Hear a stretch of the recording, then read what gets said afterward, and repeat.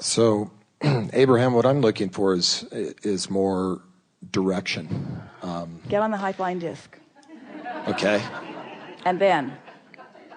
Okay, so is it really an interpersonal decision? If you are on the high flying disc and you want to be more like, say, Dr. Dyer, who ultimately, I think I've had a lot of conversations with him, feels like to give away what you have is along the lines of nobility. It's a very noble type of... Well, maybe it is or isn't, but you see, this is the thing that we are really wanting to talk about, and you are too, is that we don't want to evaluate the rightness or the wrongness, the nobility or the whatever of actions or behaviors or possessions, because that's evaluating from the outside in. We want you to get on the inside and then do what you feel inspired to do, rather than trying to guide your life by what others have done. Because there's always someone who will tout, this behavior is what has brought me to this place, and therefore if you want to be in this place, then offer this behavior. And we say, there are a whole lot of people that are going to the park to have a good time who don't have a good time because they needed to be having a good time before they went to the park. You see, that really is the conversation that we're having here. It's not about what you're doing. It's about how you feel when you're doing it. And none of you can evaluate the rightness or the wrongness of what anybody else is doing because you don't really know how they're feeling when they're doing it. Ooh, this is so good. So what most people are doing, they're running around and they're measuring manifestations. They're measuring behaviors. And they're saying, these are noble behaviors and these are less noble behaviors and these are ridiculously awful behaviors. And you make your laws and rules and you opinionate about people based upon their behaviors, and we say it's so much wasted effort because you don't know what disc they were on when they offered that, and therefore nothing that you know about what they did is of any value to you at all. And if you're on that high-flying disc and you rendezvous with them, then you will understand them. You'll understand what they are doing. Or if they're on a lower flying disc and you rendezvous with them there, then you will understand what they're doing. But we don't want you to try to guide your life at all by what anybody else is doing. And it's not an easy thing, because when you stand in these places of predominance, there are a lot of people looking at you, trying to pattern themselves after you. And every day, Esther says, the only thing I want them to know about me is that I'm having fun. I want to express my happy beingness, my aligned beingness. Everything else is irrelevant. Because, you'll like this. So all through life, all of you, each of you, have been living and sifting and discerning and tossing things into your vortex. You've been carving out your personal preferences. Now, we acknowledge that it's hard to carve out those personal preferences without some influence of others, but nevertheless, you've carved out personal preferences. So when you get on your high-flying disc, your personal preferences are going to flow right into your experience. When somebody else gets on their high-flying disc, the contents of their vortex is going to flow right into their experience. So everybody gets what they put into their vortex. And there are different things in different people's vortices. Some just want to be in nature all the time, and some want to build empires. You are so diverse in your intentions even coming in, you see. And so the comparative experience of what I'm manifesting versus what you're manifesting, and the rightness or the wrongness of those manifestations, is such a wild goose chase. And I understand that. Yeah? I guess what I'm trying to look for is some commonalities. Like one of the takeoffs you guys did in the early days was a Q&A with Jerry and Abraham, and Jerry went through this thing where a lot of his friends lost all of their money, and this really served me in 07, 08. And he said, but right away he turned around and all of a sudden they'd have a new boat or a new house or something like this. They gained it right back like that. And he was wondering, but see, what you're about to say is a commonality among people, because if you see that type of an activity happening, you can kind of point to it and say, this is why. And that's what I'm looking for. But the commonality that we pointed to in that instance was that as long as there was something more for them to lose, they held themselves in that guarded, defensive place. So that was the pipe that they had open, and so that was what kept being delivered to them. But once it was all gone, and there was nothing else to protect or guard, then they let go of that. They had a paradigm shift, a vibrational shift, and then their desire was more easily satisfied. And so what we are always wanting to get back to is the law of attraction basis. What we're always wanting to get back to is your vibrational basis. What we are always wanting to get back to is the relationship between you as you stand in your magnificent physical beingness and your inner being who stands in its magnificent non-physical beingness. That relationship is everything, and everything else is nothing by comparison. So for one person, their inner being, if they were aligning to it, may say make more millions, and for another person it may say serve the homeless by going to a shelter and helping them individually. And how if they were both aligned on the high-flying disc. There are many paths to the same thing. You see, there are many different paths, but we will say this emphatically.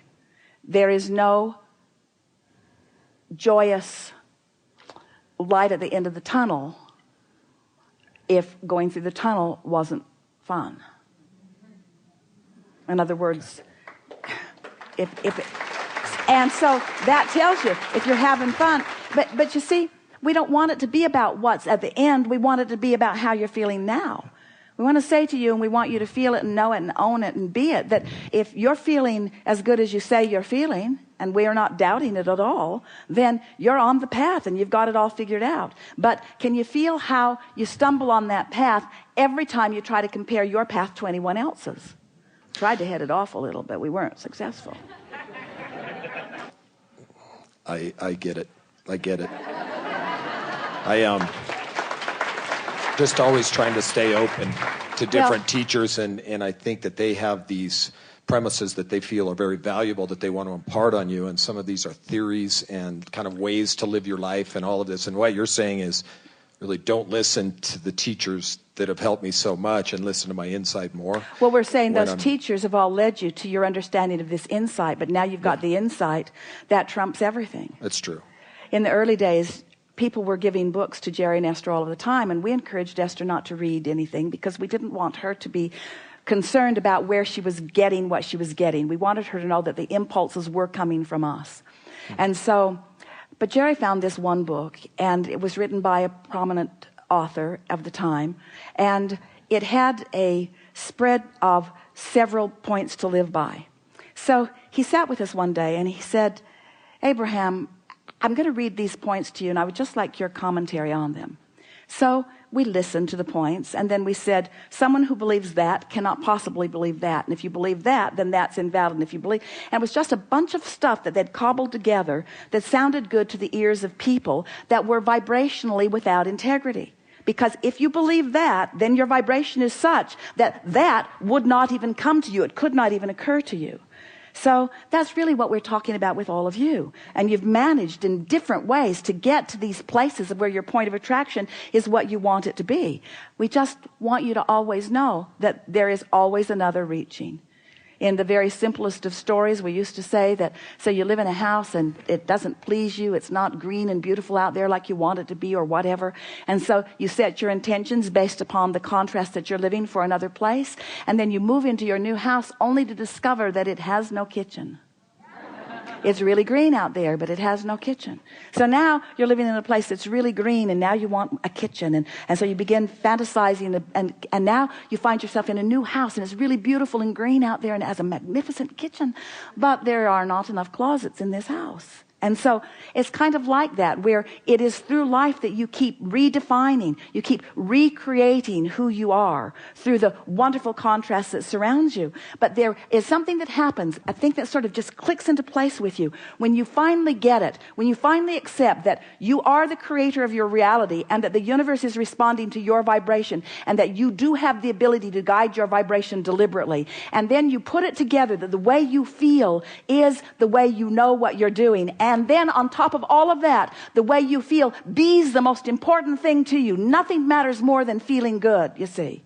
For Esther, she had to have some time of feeling so bad that she couldn't even stand to be in her body, before the idea of feeling good took its proper place in her vibrational universe. In other words, you just have to want to feel good enough to find a reason to feel good. And when you discover that there are not enough circumstances that can change, that you can't count on other people to do the things that you need them to do in order for you to feel good, that your happiness is dependent upon no one else, upon nothing that anyone else does, it's only dependent upon your alignment with who you are and your conscious willingness to keep reaching to a new place and then aligning again.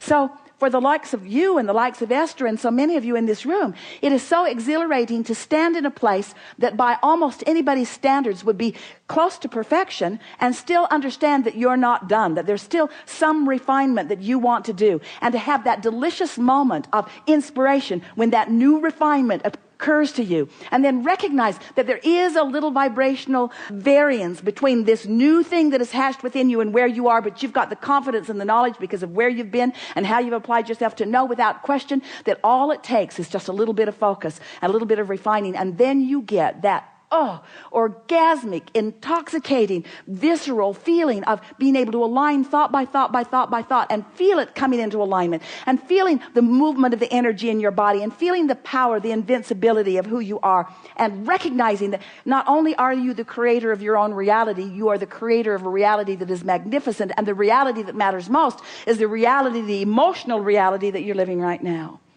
And so then you might say something. So then you might say something that is misunderstood by others. Stuff I used to care about, I don't care about that much anymore. Because that was then and this is now. And what's now for me is alignment. What's now for me is empowerment. What's now for me is mind and alignment and energy and upliftment. What's now for me is being all that I am in every moment. What's now for me is being able to go anywhere, anytime, with anyone, and maintain my alignment, to be the most momentous, dominant vibration in the room. And then that's living happily ever after, because there's always another room, there's always another bunch of people to play with, there's always another idea, there's always another invention, there's always another billion to attract. And that's all I had. If you can remember to bring this topic up in November with Dr. Dyer Abraham, if you can remember your friend from Denver, Colorado. It will be fun. Esther has said, people say, what are you going to talk about? Esther says, I don't know and I don't want to know, because I don't want to get anything in my head. I just want to show up as an open vessel to allow a conversation between masters to take place. That's all I want. I don't want to know. And so she's not going to remember this, and neither are we. Can I tie a string around your finger? But we do want to say to you, yes, we want it not to matter to you at all what anybody else thinks about anything or what anybody else does about anything, because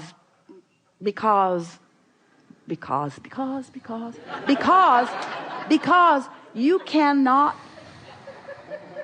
really relate to any other than who you are. And we think that in some way that you are like almost everybody else, Esther does it too, still seeking a tiny bit of rightness and wrongness validation. Yes. And you got to give that up. Yep. And when you do, then it's all good. Nice. Yeah. Thank you so much.